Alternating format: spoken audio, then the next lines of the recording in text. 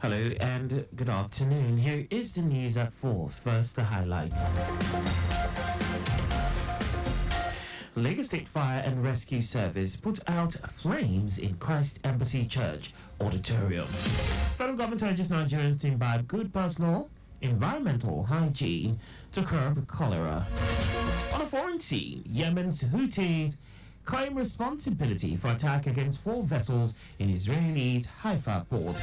And in sports, Nigeria's Flamingos to meet Dominican Republic, others at 2024 FIFA Under-17 Women's World Cup. And now the details. I am Akan Usen.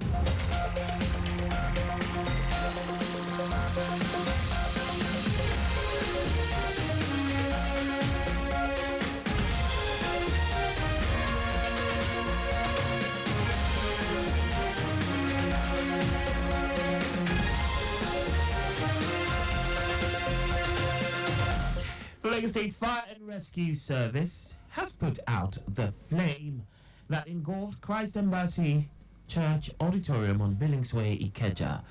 Director, Lagos State Fire and Rescue Service, Margaret Adesheye, said the firefighting units from Alausa and Ikeja fire stations were promptly dispatched and arrived at the scene to salvage the situation. Adesheye noted that no casualties have been reported at this time. In addition, Lasema's excavator is still being used to pull down some parts of the building to ensure complete extinguishment and to prevent further structural collapse. The cause of the fire has not yet been determined, and investigations are underway to ascertain its origin. A special prayer session has been organized by the Lagos State Muslim Pilgrims Welfare Board to commemorate the 11th remembrance anniversary of the late Alaja Abibatu Mogaji, mother of President Bola Ahmed Tinubu.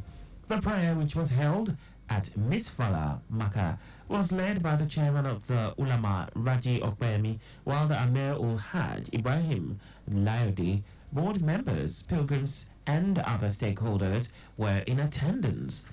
Speaking on the attributes of the late Abibatu Mogaji, a member of the Muslim Pilgrims Board, Kabir Pamule, described her as a pious, dedicated, committed, and devout Muslim during her lifetime. Amir ul Hajj and Commissioner for Home Affairs, Ibrahim Layode, said 188 pilgrims will depart today on the same flight as Kebbi State pilgrims. Layode urged them to guide their new status jealously, urging them to allow the exemplary conduct they exhibited while in the Holy Land to reflect in their dealings with others in every sphere of human endeavors when they return to Nigeria. Ogun State Governor Dakpo Abiodun has issued 3 executive orders to establish 2 new agencies for mining activities in the state. The new agencies are Ogun State Mineral Resources Development Agency and Ogun State Landscaping and Recreation Agency. Abiodun, through the executive orders, barred traditional rulers in the state from entering into any form of agreement or memorandum of understanding concerning mining activities or any other land matters in their domains. The governor who gave this marching order said it is to ensure sustainable development and fight climate change, and as well discourage and stop the sabotaging efforts of some traditional rulers. Now to the rest of the stories. The federal government has advised Nigerians to imbibe good personal and environmental hygiene to curb the spread of cholera in the country. Permanent Secretary at the Ministry of Environment, Mahmood Kambari, said this at an event to commemorate the 2024 National Environmental Sanitation Day in Piwoyi, a suburb community in the Federal Capital Territory. Kambari, who was represented by the Director of Pollution Control and Environmental Health in the Ministry, Olubunmi Olusoya, said the purpose is to create awareness among the Nigerian populace on the importance of sanitation practices as a veritable means of controlling and preventing communicable diseases. He stated that the government will continue to partner with the community to ensure that the community is adequately clean. Chairman of the House of Representatives Committee on Health, Amos Magaji, has advised Nigerians to avoid taking medications that are not prescribed by medical experts when they are ill. Magaji stated this after the committee conducted its oversight function at the University of Ilorin Teaching Hospital, Ilorin, Kwara State. He also cautioned citizens against taking cheap drugs from roadside health vendors, adding that they should take prescriptions from experts and renowned pharmacies in the country to live long. The Nigerian Association of Women Journalists, NAWAJ, has called on relevant stakeholders to bring an end to hardship and challenges faced by widows.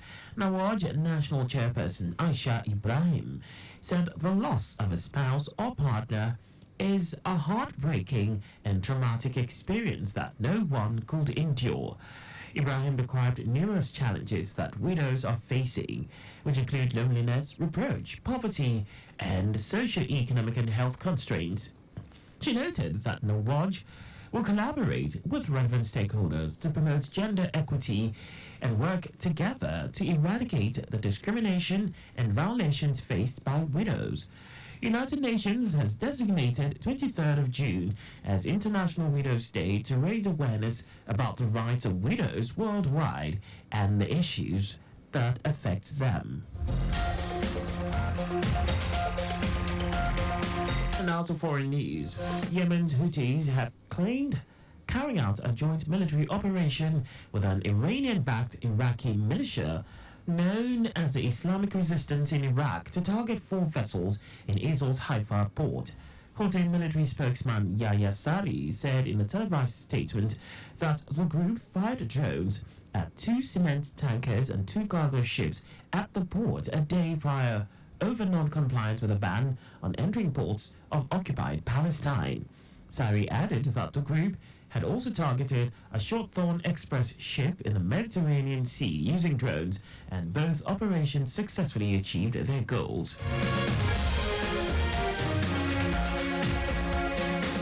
Now sports. Nigeria's Flamingos have been drawn in Group A with hosts Dominican Republic, Ecuador, and New Zealand for this 2024 FIFA Under-17 Women's World Cup. The draw for this year's tournament was held in Santo Domingo, Dominican Republic. Reigning world champions Spain have been placed in Group B with USA, South Korea, and Colombia. Group C has North Korea, Mexico, Kenya, and England, while Group D comprises of Japan, Poland, Brazil, and Zambia. This year's tournament will kick off from the 16th of October and end on the 3rd of November 2024. Also, this will be the final edition to feature 16 teams before expanding to 24 in 2024, and will also be the final edition to be held biannually.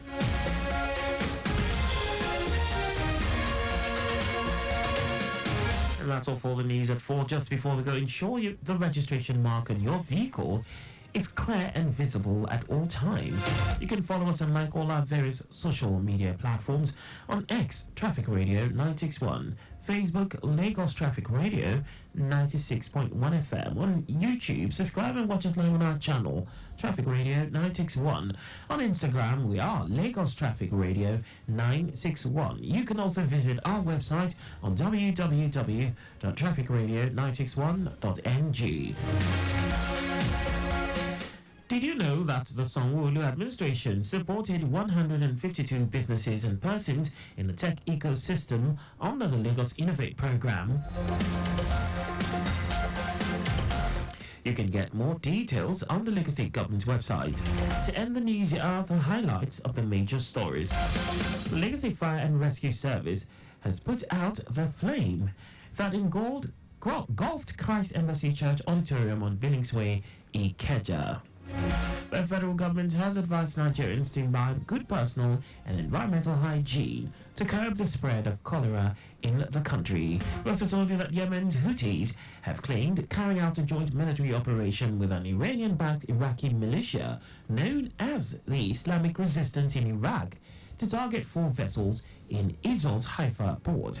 And in sports, Nigeria's Flamingos have been drawn in Group A with hosts Dominican Republic, Ecuador, and New Zealand for this 2024 FIFA Under-17 Women's World Cup. For contact with the newsroom, please send a message to info@trafficradio961.ng. And that ends the news broadcast compiled by Sadiq Yusuf. I am Akan Usen. Thanks for listening and please stay safe. Good afternoon.